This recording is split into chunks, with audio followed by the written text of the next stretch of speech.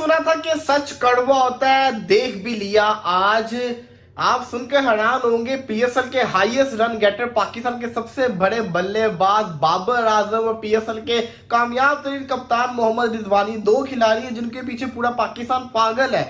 और ये दो खिलाड़ी दी 100 की ड्राफ्टिंग के अंदर अगेन अनसोल्ड हो गए। इंग्लैंड की लीग होती है दी 100, उसमें बाबर आजम का रात को ड्राफ्ट हुआ है, उसमें आपका घंटा बाबर आजम घंटा सारा अनसोल्ड गया, अभी कहीं नहीं है। औकात नजर आ गया बाबर आजम की। ये यकीन माने बाबर आजम पाकिस्तान में है तो टी20 खेल रहा है। आपने इंग्लैंड वालों ने ये बता दिया है कि अगर हमारी टीम में बाबर आजम होता तो शायद बाबर आजम टी20 के स्क्वाड का हिस्सा भी ना होता कभी।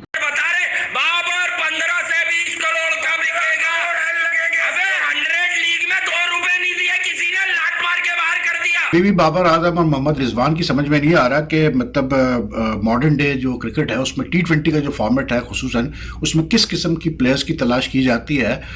तो अभी तक अगर उनकी समझ में नहीं आ रहा है, उनके फैंस को अब तक अगर समझ में नहीं आ रहा, तो फिर मैं यही कह सकता हूँ या तो अंधे हैं या फिर वो समझना नहीं चाहते। दोस्तों, इंग्लैंड में 100 लीग के लिए पाकिस्तानी क्रिकेटर्स का इंतखाब किया गया है। पाकिस्तान के नामवर क्रिकेटर्स, बड़े बड़े नाम जो सिलेक्ट नहीं हुए। जी हाँ, कल शाम को जिसको कहते हैं ना, रात के टाइम पर दी 100 की ड्राफ्टिंग चल रही थी जिसके अंदर काफी सारे पाकिस्तानी खिलाड़ी बिके हैं। दूसरी की तरफ अगर आप देखें तो बाबर आजम और रिजवान जैसे बड़े खिलाड़ी अनसोल्ड गए हैं। बाबर को अपना गेम थोड़ा सा चेंज करना पड़ेगा, थोड़ा सा तेज खेलना पड़ेगा, क्योंकि हम पिछले 2-3 मैचेस में देख रहे हैं वो इतना अच्छा कोई बल्ले पे उनके बॉल आ नहीं रहा। ठीक है, अब वो क्या होगा, क्या अगर आप 1-2 मैचेस और देखें, अगर आपसे नहीं एज ओपनर रन हो रहे, आप तीसरे नंबर। रिजवान घंटा भी नहीं बिका और भाईजान ये कुछ भी नहीं है, ये टट्टी लेवल के प्लेयर।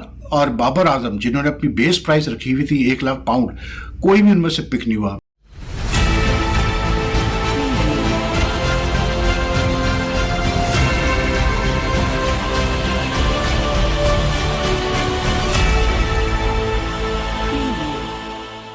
नमस्कार दोस्तों, मैं हूं नीरज और आप देख रहे हैं दुनियादारी।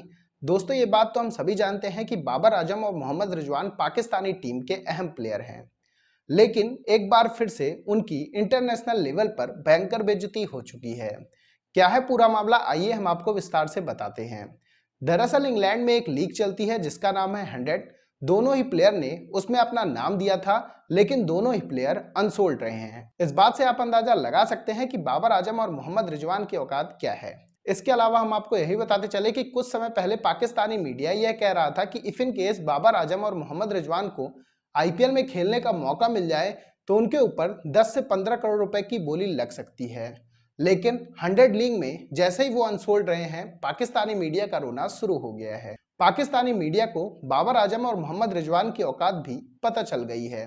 तो दोस्तों, आइए चलते और देखते हैं कि पाकिस्तानी मीडिया ने बाबर आजम और मोहम्मद रिजवान के 100 में अनसोल्ड होने को लेकर क्या कहा है। आप सुनकर हैरान होंगे, पीएसएल के हाईएस्ट रन गेटर, पाकिस्तान के सबसे बड़े बल्लेबाज बाबर आजम और पीएसएल के कामयाब तरीन कप्तान मोहम्मद रिजवानी, दो खिलाड़ी हैं जिनके पीछे पूरा पाकिस्तान पागल है। और ये दो खिलाड़ी दी 100 की ड्राफ्टिंग के अंदर अगेन अनसोल्ड हो गए। ये शॉकिंग है कि आखिर क्या वजह है जो बाबर आजम और मोहम्मद रिजवान को फ्रेंचाइज जैसे कि होगी, ये बिग बैश होगी या जिसको कहते हैं आपकी दी 100 होगी, ये नहीं ले रहे। बाबर और रिजवान जो अनसोल्ड गए हैं, ये इशू हो सकता है कि ये लोग थोड़ा स्लो खेलते हैं, इसका इशू हो सकता है क्योंकि जो बाहर के लोग हैं वो इस स्ट्राइकर की बड़ी वैल्यू करते हैं। मुझे डर लगने लग गया है, हम जब बातें करते हैं कि आईपीएल के अंदर बाबर आजम इतने करोड़ का बिकेगा, इतने करोड़ का बिकेगा, तो ये तो बाबर आजम कहीं आईपीएल के अंदर भी अगर ऐसे ऑप्शन हो जाए तो कुछ उल्टा ही ना हो जाए, ये डर लगता है। बाबर आजम और रिजवान जाहिर सी बात है, they are in the mid of the career, at the peak of the career, और उस पर अगर ये पिक नहीं हो रहा है तो खास करके बाबर आजम अगर पिक नहीं हो रहा तो भाई there is a clear message there then.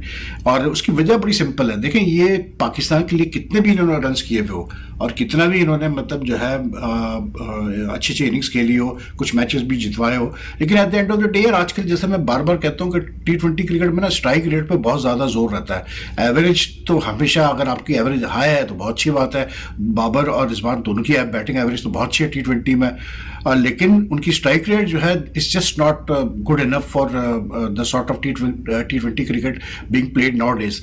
Babar की अब तक 129 में फंसी हुई है, थोड़ी सी इंप्रूव हुई है हल्की सी, और रिजवान की 127 है। तो यार 127 और 129 के स्ट्राइक रेट पे नंबर 1, 2 या 3 के बैट्समैनों का तो नहीं चलता भाई आजकल टी20 क्रिकेट में। अरसा हो गया है इनको खेले हुए टी20 क्रिकेट, पिछले 3 साल से ओपनिंग करते आ रहे हैं। सिर्फ अब ये न्यूजीलैंड के टूर पे जो है बाबर को नंबर 3 किया, लेकिन बात वही है, रन्स तो ये करते हैं लेकिन वो उस रेट पे नहीं कर पाते जिस पे करना चाहिए। इवन अभी पीएसएल जो है उसमें भी आप उठा के देख लें, बाबर ने तो फिर भी काफ़ी मतलब 150 प्लस के 160 170 स्ट्राइक रेट में भी खेली इनिंग्स, लेकिन Rizwan with again the same old story कि 130 135 स्ट्राइक रेट भी वो चले जाए तो बहुत बड़ी बात है। तो आई थिंक मैसेज है बड़ा क्लियर यार, मतलब हंड्रेड्स के ऑर्गेनाइजर्स से, फ्रेंचाइज ओनर्स से, और अभी भी अगर ना समझे तो भाई फिर हम क्या कह सकते हैं, फिर अफसोस ही कर सकते हैं कि इनको अभी तक समझ में नहीं आ रहा। आजम को द 100 लीग में लिफ्ट ही नहीं करवाई गई है। वो कहते हैं ना कि अपनी इज्जत अपने हाथ में होती है। जब आपको मालूम है कि आपको किसी ने खरीदना ही नहीं है, आपने किस लिए नाम दिया हुआ था, इतना बड़ा नाम आप पाकिस्तान का, इतना हाईली आपको रेट किया जाता है, पाकिस्तान में लेजेंड आपको समझा जाता है, किंग आपको समझा जाता है, और आप एक ऐसी लीग के लिए हुज्जा जलील होगे, ये मेरी समझ से बाहर है। सीधी सी बात है कि द 100 लीग जो है, बाबर आजम जिस तर्ज का क्रिकेट खेलते हैं, बाबर आजम मैच नहीं कर पाते उसको, इसलिए किसी भी टीम ने बाबर आजम को मोह ही नहीं लगाया। सीधी सी बात ये बोलो, अब ये झूठ बोलने का क्या मकसद हो गया कि बाबर, ये यकीन माने बाबर आजम पाकिस्तान में है तो टी20 खेल रहा है। आपने इंग्लैंड वालों ने ये बता दिया है कि अगर हमारी टीम में बाबर आजम होता तो शायद बाबर आजम टी20 के स्क्वाड का हिस्सा भी ना होता। तो दोस्तों, जैसे कि वीडियो में आपने देखा कि एक बार फिर से पाकिस्तानी मीडिया का रोना शुरू हो गया है।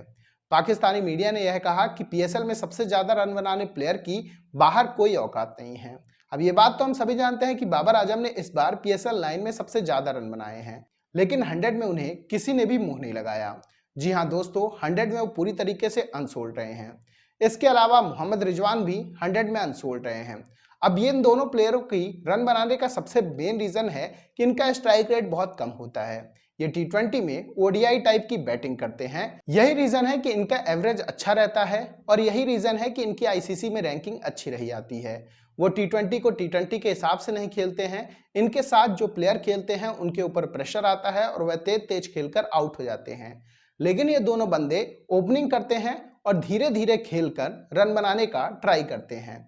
ये दोनों ही प्लेयर पर्सनल माइलस्टोन के लिए खेलते हैं, ना कि कंट्री के लिए खेलते हैं, और यह सबको पता है। यही रीजन है कि किसी भी बड़ी और अच्छी लीग में इन दोनों प्लेयरों को नहीं लिया जाता है, चाहे बात करें हम बिग बैश लीग की या फिर 100 की, और आईपीएल में तो इनका कोई चांस ही नहीं है।